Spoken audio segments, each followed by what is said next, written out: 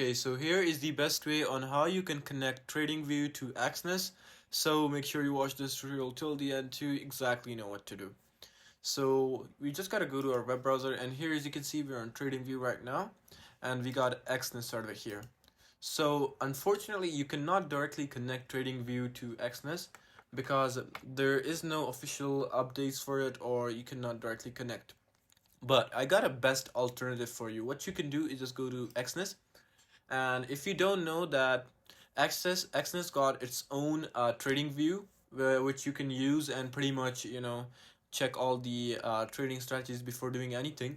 What you have to do is just simply register into Exness, or if you already have an account, just simply sign in, and yeah, you just gotta register to Exness, and after that you'll be able to see an insider view where you can view your all the coins and everything about them that you could do for trading.